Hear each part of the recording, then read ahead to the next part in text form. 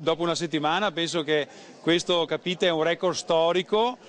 Avevo già pronto la lista anche settimana scorsa, però ho lasciato a voi una settimana di tempo, così avete potuto ogni giorno a fare squadre diverse, liste diverse, a proporre candidati diversi. Benissimo, perché fa anche parte della politica, c'è anche questa parte della comunicazione.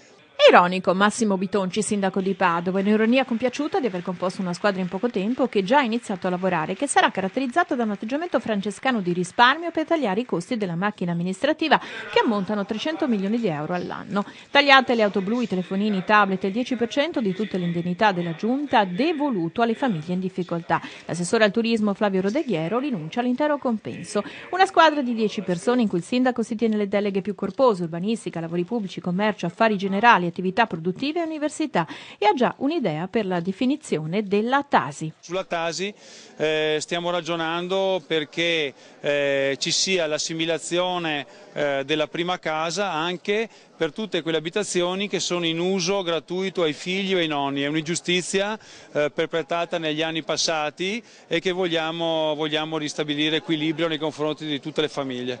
Confermata la ristrutturazione del vecchio ospedale, addio ai project financing. È morto politicamente, è morto per le inchieste, vogliamo che, come dicono i padovani, che venga ristrutturato l'ospedale in via Giustiniani. E quanto all'accoglienza di eventuali profughi? Non ho ancora ricevuto richieste da parte della prefettura.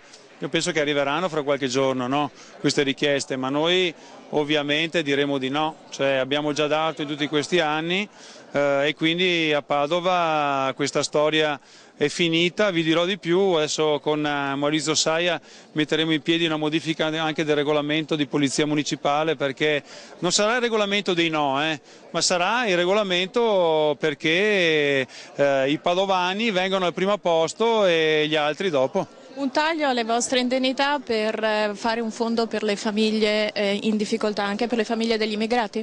Un taglio alle indennità, un taglio alle spese, un taglio ai telefonini, un taglio ai tablet, un taglio ai collaboratori, un po' un taglio a tutto direi, perché se sommiamo tutto, non so, considerate che 18 dirigenti che avevano posizioni organizzative non ci sono più. Non è detto che non ci saranno degli altri, perché ovviamente ci sono dei posti che sono rimasti scoperti di colpo.